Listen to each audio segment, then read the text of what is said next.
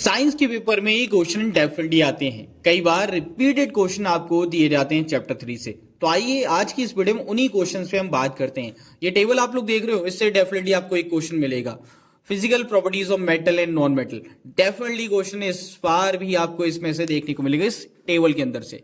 Screenshot ले सकते हो। जो रिपीटेड क्वेश्चन होते हैं वो अपना यहाँ पे सॉफ्ट मेटल से हो जाते हैं, बिकॉज जनरली मेटल क्या होते हैं, हार्ड होते हैं, but sodium potassium and lithium क्या होते हैं, सॉफ्ट मेटल की कैटेगरी में आते हैं। और इससे क्वेश्चन कई बार पूछा जाता है, बहुत इंपॉर्टेंट है। वहीं हार्डेस्ट फॉर्म क्या है, डायमंड है सबसे ज्यादा हार्ड, लेकिन ये नॉन मेटल है, होना क्या चाहिए, इसको सॉफ्ट होना चाहिए, बट है क्या, हार्ड होता है। और नेचर के अंदर सबसे ज्यादा हार्डेस्ट मटेरियल क्या है, डायमंड है। ठीक है, वहीं अगर हम सॉलिड की बात करते हैं, मेटल्स की बात करें, जनरली सॉलिड होते हैं, बट एक मेटल ऐसा भी है मरकरी, जिसे हम पारा कहते हैं, वो गैस फॉर्म में पाए जाते हैं, सॉलिड नहीं होता है, एक्सेप्शन है, एक्सेप्शन ही पूछी जाती है। ब्रोमीन आपका सॉलिड फॉर्म, ठीक है, गैसेस फॉर्म में पाया जाता है, एग्जिस्ट करता है। वहीं हम बात करें ऐसे मेटल्स की जो हाईली मेलेबल होते हैं, शीट बना सकते हैं। आप देखो मिठाइयों की वो शीट होती है, गोल्ड एंड सिल्वर, ये जनरली कम पूछते हैं, बट ये वाला सोडियम वाला बहुत इंपॉर्टेंट है। इसके अलावा मेटल्स के बाद हम बात करते हैं नॉन मेटल की, जो कि बैड कंडक्टर या पोर कंडक्टर होते हैं हीट और इलेक्ट्रिसिटी के। बट इसमें एक एक्सेप्शन क्या है, ग्रेफाइट, जो कि गुड कंडक्टर होता है हीट और इलेक्ट्रिसिटी का। तो ये भी आपके एग्जाम में दिया जा सकता है, और प्रीवियसली भी अगर हम देखें तो कई बार दिए गए हैं। इसके बाद में बेटा आप सीधे आएंगे रिएक्शंस के ऊपर। और रिएक्शन में सबसे इंपॉर्टेंट जो बार बार रिपीट की जाती है वो है एम्फोटेरिक ऑक्साइड। एम्फोटेरिक ऑक्साइड से 2-3 मार्क्स में क्वेश्चन कई बार पुट कर देते हैं। अब बेसिक समझ लो, ये ऐसी ऑक्साइड हैं जो एसिड और बेस दोनों के साथ में रिएक्ट करती हैं। ठीक है, और ये आप स्क्रीनशॉट ले सकते हैं, ये दो याद रख लो, एग्जाम में इनमें से कोई ना कोई मिल जाएगा। इससे बाहर कुछ नहीं आएगा, यही आएगा।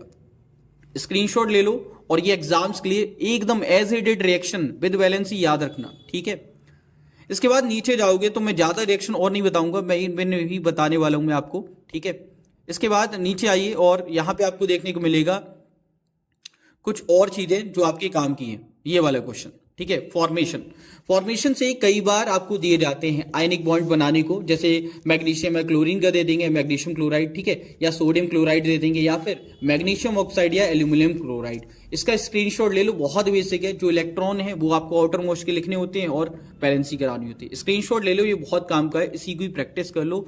That's it. ऐसे 2-3 मार्क्स में क्वेश्चन मिल जाएगा या 1 मार्क्स में क्वेश्चन मिल जाएगा, आपको करके आना होगा। ठीक है, ऑलराइट। इसके बाद में लास्ट जो टॉपिक रहता है ना, वो है एक्यूरेंस ऑफ मेटल, मतलब प्यूरिफिकेशन से।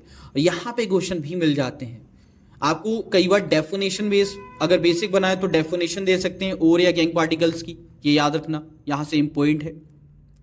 इसके अलावा रिएक्शंस, रिएक्टिविटी ऑफ मेटल की अकॉर्डिंग हम सभी जो मेटल्स हैं उनको क्या करें, प्योरेस्ट फॉर्म में लेके आ रहे हैं। यहाँ से भी क्वेश्चन आपके मिल जाते हैं। इसमें कुछ जो मेन चीजें हैं, जैसे रोस्टिंग है, कैल्सिनेशन है, प्रोसेस है, ये जो अपने इनसे क्वेश्चन मिलते हैं। एक थर्मेट रिएक्शन कई बार दी जाती है, तो ये आप याद रख लेना, बहुत इंपॉर्टेंट है। थर्मेट रिएक्शन जो रेलवे ट्रैक्स वगैरह को छोड़ने में काम ली जाती है, इंपॉर्टेंट रिएक्शन है, कई बार पूछी जाती है।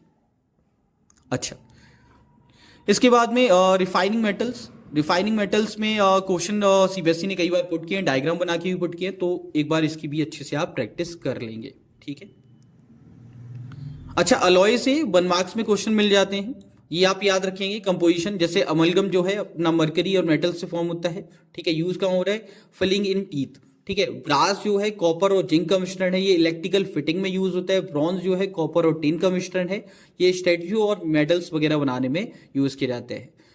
फिर सोल्डर जो टीन और लेड से बना होता है, जब हम वेल्डिंग वगैरह करते हैं तो उस चीज में यूज होता है। स्टेनलेस स्टील किसका है, आयरन, निकल और क्रोमियम से बनता है, ये बर्तन वगैरह बनाने में यूज किया जाता है, कुकिंग यूटेंसिल बनाने में। ठीक है, तो ये आप कर लो, आपके लिए इंपॉर्टेंट है, स्क्रीनशॉट ले लो। इंपॉर्टेंट क्वेश्चंस आपके एग्जाम में डेफिनेटली आपको देखने को मिलेंगे।